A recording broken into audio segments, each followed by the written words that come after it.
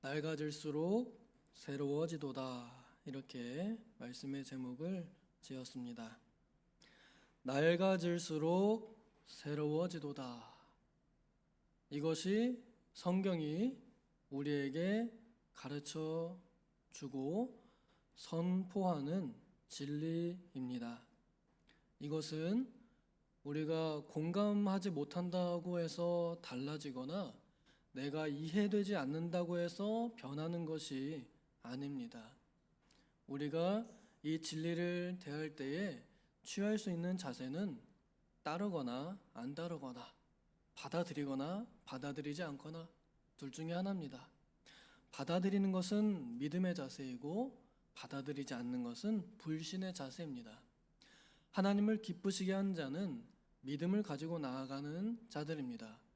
이해가 되지 않아도 공감이 되지 않아도 그렇게 받아들여 보고자 노력하는 마음의 자세, 그것이 참된 믿음의 자세이고 하나님께서 기뻐하시는 삶의 태도라 할 수 있겠습니다. 이 말씀은 바울 사도가 고린도 교회에 하는 말입니다. 바울 사도는 전도팀을 꾸려서 전도 여행을 많이 다니면서 많은 교회들을 세우고 그만큼 많은 고난과 연단을 받았습니다. 살 소망까지 끊어지는, 그래서 하나님께서도 우리를 버리셨는가 보다 생각할 만큼 이제는 우리를 보고 죽으라고 하시는구나 라고 생각이 들 만큼 그만큼 고난을 많이 받으면서 바울 사도에게는 하루하루가 소중했고 또 내일이 불확실한 그런 상황에 놓여 있었습니다.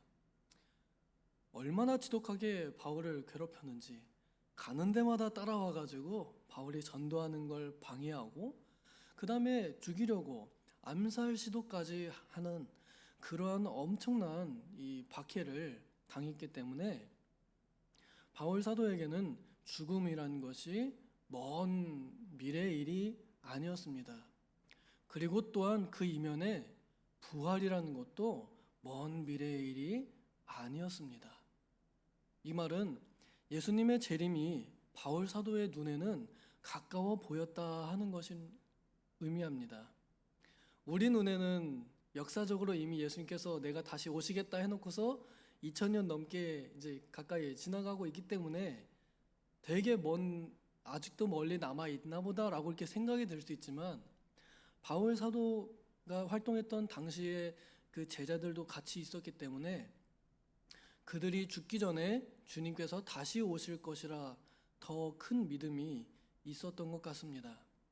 그래서 예수님께서 곧 다시 오시겠다 하셨던 것이 제자들이 죽기 전에도 주님께서 오시겠지 막 베드로 사도가 이러고 있고 바울 사도에게 곧 오신다 그랬어 이렇게 하니까 고난을 받다가 내가 죽기 전에도 주님께서는 오실 수도 있겠다 그리고 아마 오실 것이다 라고 하는 믿음이 더 확실했기 때문에 죽음 너머의 부활이 그리고 주님의 재림이 그렇게 멀게 느껴지지 않았고 더 확실하게 와닿았던 그런 시대를 살았습니다.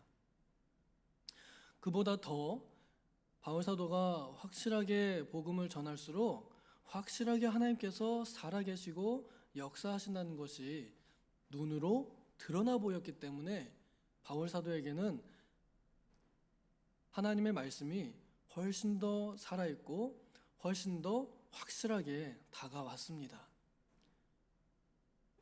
전도를 하니까 교회가 세워지고 하나님께서 살아계신 것이 그 세워지는 교회를 통해서 나타나 보이니까 직접 이제 그 하늘에서 광채도 봤기 때문에 바울 사도에게는 더욱 확실했습니다.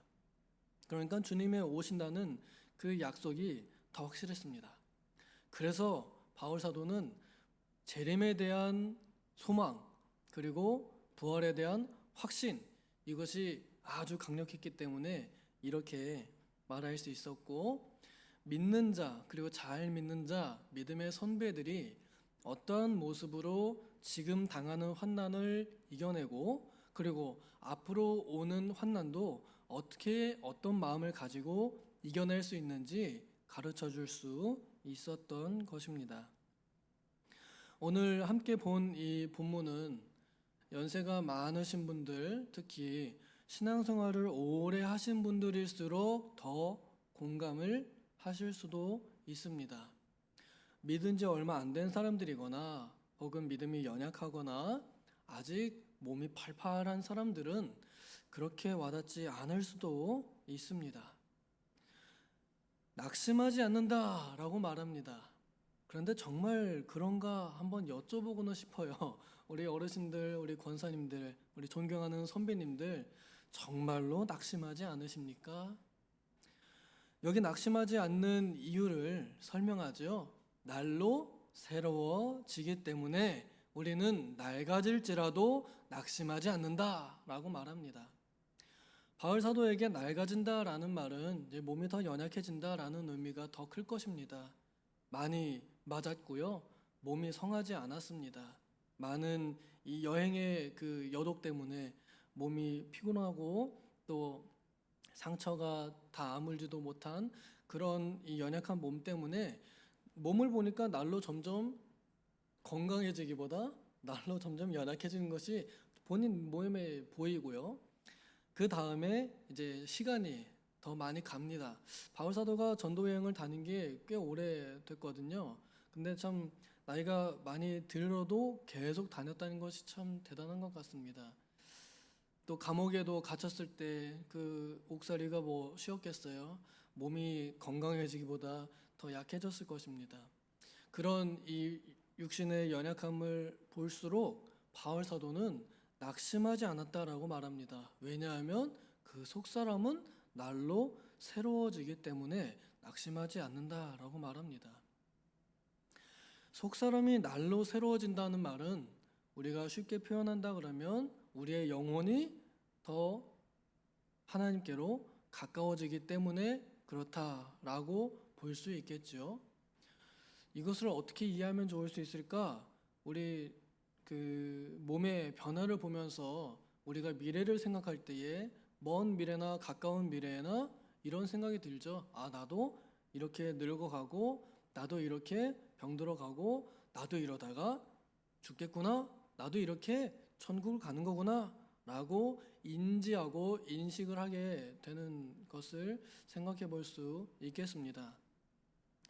감히 저도 이 교회에 온 지 10년이 되었고 전도사 사역을 한 지 10년이 되어다 보니까 우리 권사님들 앞자리가 다 바뀌셨습니다. 그쵸? 80대셨던 분들이 90대가 되셨고요. 70대셨던 분들이 벌써 80이 되셨고 왔을 때 60대셨던 분들이 지금 70대가 되셨습니다. 앞자리들이 다 바뀌셨습니다.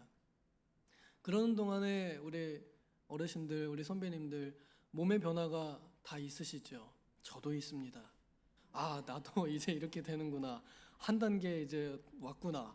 나도 또 이제 저분들처럼 하나씩 또 오겠구나. 이 파도가 하나씩 밀려오듯이 오는구나. 라는 것을 느낍니다.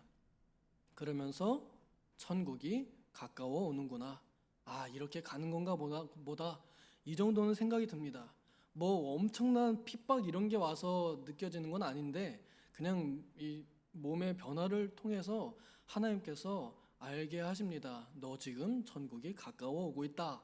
라는 것을 겉으로 보이는 겉사람, 몸의 변화를 통해서 가르쳐 주신다는 것입니다. 그러므로 우리의 몸의 연약함 때문에 낙심할 것이 아니라는 것을 우리는 또한 배울 수 있습니다. 이것은 피할 수 없는 인간에게 정해진 일입니다. 한 번 죽는 것은 인간에게 정해져 있다 그러죠. 그 죽음으로 도달하는 과정 중에 하나입니다. 그 과정 중에 오늘날 현대의학에서 가장 사람들을 괴롭게 하고 힘들게 하는 것이 암이라는 질병인데요. 그런 암이 와도 올 것이 왔구나 이렇게 생각하고 넘을 수 있으면 넘고 넘어지면 넘어지는 거고 그냥 그렇게 여기면 되지 않을까 싶습니다. 옛날에는 알지도 못하고 그냥 그렇게 갔는데요. 하나님께서 그렇게 주신다 그러면 그것 또한 받아들일 만한 일이라 생각할 수 있지 않을까요? 어떤 목사님은 그랬대요. 모두 암병에 걸리시기를 축원합니다. 그랬답니다. 얼마나 그 은혜를 깨달았으면 그런 말이 나왔을까? 저는 이해할 수 없지만 그렇다고 합니다. 우리가 낙심하지 않는 이유는 겉에 보이는 것보다 안에 있는 것이 더 강하기 때문이고, 안에 있는 것이 더 무겁고 더 소중하기 때문에 그렇다라는 것입니다. 17절에 보면은 그 겉에 받는 것이 잠깐이다라고 말합니다. 잠깐이다. 우리는 다 안개와 같고 우리가 자랑하는 것들은 다 들풀의 꽃과 같습니다. 내가 자랑하는 모든 것들이 이제 다 내려놓아야 되는, 하나둘씩 떨어뜨려가는, 내가 옛날엔 이렇지 않았는데 하나둘씩 사라져가는 그런 들풀의 꽃과 같은 우리 인생들입니다. 이것은 잠깐입니다. 잠깐이기 때문에 조금만 참으면 됩니다. 성경대로 하면 잠깐이기 때문에 조금만 참으면 됩니다. 그런데 이 잠깐을 못 참는 우리의 연약한 마음이 우리를 낙심하게 하고 괴롭게 하고 힘들게 합니다. 그것을 이기게 하는 것은 또한 그 이면에, 그러면 잠깐의 이면에 영원한 것은 또 얼마나 영광스럽고 큰가 하는 것을 바라본다면, 그러면 지금 잠깐의 고난도 이길 수 있다고 가르쳐 줍니다. 우리가 가지고 있는 크고 영원한 영광의 무게, 이것은 무엇일까? 영광의 무게, 저는 면류관이 생각이 납니다. 우리에게 주실 영광의 면류관, 생명의 면류관. 열심히 믿음 생활하고 달려왔을 때 천국 문에서 하나님께서 잘 달렸다 하고 딱 씌워주실 그 면류관, 그 영광이, 천국에서 누릴 영원한 영광이 우리에게 크고 무거운 영광이 아닐까 생각이 듭니다. 우리가 하루하루 믿음의 걸음을, 믿음의 달림질을 하고 있습니다. 믿음의 달리기를 하면서 넘어질 때도 참 많고, 그리고 힘겨워서 포기하고 싶을 때도 정말 많을 것입니다. 내가 이렇게까지 기도해야 되나? 내가 이렇게까지 교회 가야 되나? 내가 이런 소리 들으면서도 예배해야 되나? 내가 이런 상황인데 그래도 교회를 가야 되나? 내가 이런데 헌금을 해야 되나? 내가 이런데 봉사를 해야 되나? 하는 그러한 낙심이 많이 들 수 있습니다.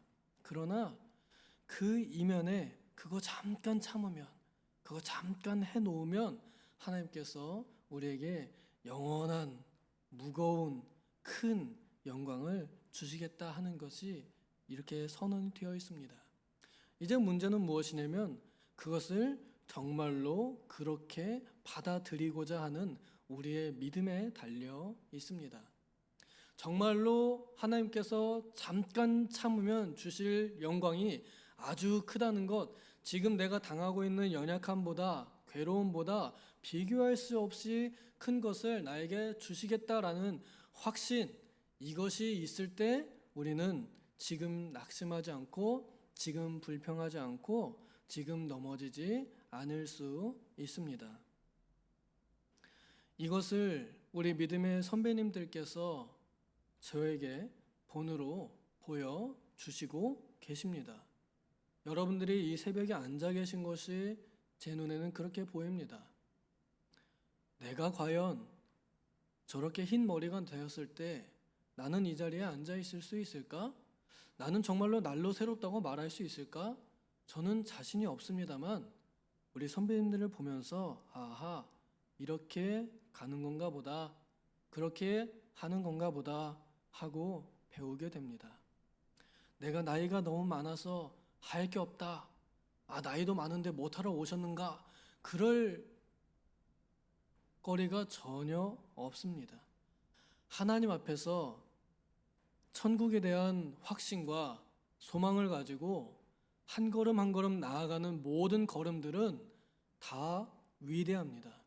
여러분들은 위대한 걸음을 하셨습니다. 그리고 앞으로도 하실 것입니다. 우리 권사님들 점점 연약해지시면서 당하는 이 고난을, 소식을 들을 때마다 저도 참 마음이 아픕니다. 여러분들도 다 마음이 아프고 안타까우실 것입니다. 누군가가 입원했다더라. 누군가가 어떻게 됐다더라. 그런 소식 들을 때마다 마음이 아플 것입니다. 그런데 하나님의 말씀으로 이렇게 함께 위로받고 격려하면 좋겠다 하는 생각이 듭니다. 우리에게 이것은 잠깐이고 우리에겐 날로 새로워지는 역사가 있고 하나님께서 우리에게 천국을 더 가까이 두시고 그리고 보이지 않는 영원한 것을 지금 우리 눈앞에 보여주고 계시다는 것을 지금 우리는 실현하고 있다고, 실천하고 있다고, 하나님의 말씀이 멀리 있는 것이 아니라 지금 우리에게 역사하고 있다고 이렇게 말하면서 격려하고 싶습니다. 그래서 조금 더 힘내자고, 영혼을 향해서 우리는 걸어가고 있으니 조금 더 힘내자고. 우리 권사님들, 연세 많으신 분들, 제가 여기 처음 왔을 때 27살 애기였습니다. 지금도 어리지만 얼마나 철이 없고 얼마나 부족한 게 많았겠습니까? 저 의정부 이 차 타시는 식구들 정말 여전히 감사한 것은 얼마나 실수가 많았는데 다 받아주시고 감싸주시고, 우리 옆에 권사님 늘 제가 길 몰라가지고 헤맬 때 가르쳐 주시고 그냥 괜찮다 하시고, 그게요 지금 저를 살고 있게 하고 지금 저를 살리게 합니다. 우리 전설대 목사님 저 때문에 고생 많이 하셨습니다. 우리 담임 목사님 얼마나 저 때문에 마음 고생 많으신지 모릅니다. 근데 연로하신 분들이 그렇게 격려하면서 젊은이들을 살렸기 때문에, 저를 살렸기 때문에 저도 이렇게 말씀해 드리고 싶어요. 내가 만약에 그 나이가 됐을 때, 내가 늙었을 때 나의 젊은이들이 나에게 이런 말 해주면 좋겠다 하는 생각입니다. 좀 더 힘내십시오. 잠깐입니다. 조금만 참으십시오. 같이 걸어갑시다. 이렇게 말해줄 수 있다면, 젊은이들이 그렇게 격려해줄 수 있다면, 그렇게 응원해줄 수 있다면 그러면 같이 갈 수 있습니다. 2인 삼각 달리기 아세요? 두 사람이 발을 하나 묶어가지고 다리가 3개가 돼가지고 같이 걸어가는 겁니다. 노인하고 젊은이를 같이 붙여놨다고 합시다. 그러면 노인이 어떻게 되겠어요? 갈 수 있습니다. 왜요? 젊은이가 끌고 갈 테니까요. 좀 느리긴 하겠지만 갈 수 있습니다. 하나님의 말씀으로 이렇게 권면하고 응원하고 싶습니다. 우리의 천국 길이 얼마 안 남았으니까 조금 더 힘내서 같이 가자고, 포기하지 마시자고 그렇게 말하고 싶습니다. 하나님께서 우리에게 주신 영원한 영광을 향해서 오늘 하루도 애쓰시고, 또 앞으로 어떤 일이 있다 하더라도 여러분들이 가야 할 길, 아니 우리가 가야 할 길을 끝까지 걸어가는 그 모습을 보여주시면 좋겠습니다. 엘리야가 후배 엘리사 목사님에게 네가 원하는 것을 받기를 원하거든 내가 하늘로 올라가는 길을 끝까지 보라고 그렇게 말합니다. 그 길을 보여주시고 계시니 그 길을 끝까지 보여주시기를 권면합니다. 이 길을 걸어가시는 여러분들을 축복하고 우리 선배님들을 존경하며 하나님의 말씀이, 이 말씀이 우리에게 오늘 임했음을 선언합니다. 기도하겠습니다.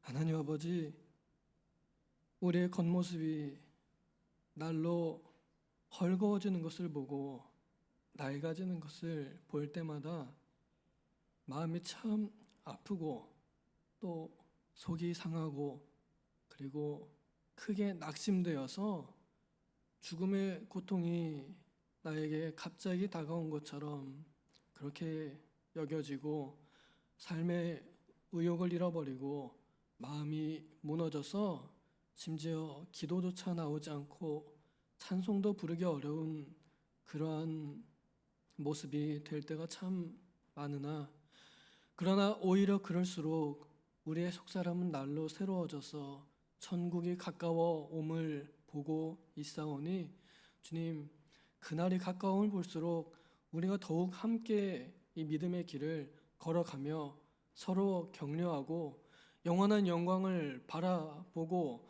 보이지 않는 것을 향해서 더욱더 힘차게 달려갈 수 있도록 도와주시옵소서. 삼손이 마지막에 그러하였듯이 이번만 나로 강하게 하사 하나님의 영광을 나타내게 해달라고 그런 마음으로 우리의 걸음을 움직여 하나님께로 더욱더 나아가는 우리의 선배님들, 우리 어르신들 되게 하여 주시옵소서. 그리하여 지금 젊은이들, 지금 세대들이 천국길을 어떻게 걸어가야 하는지 그 길을 잘 보여주고 함께 천국 가는 교회가 되게 하여 주시옵소서. 감사드리며 예수님의 이름으로 기도하옵나이다. 아멘.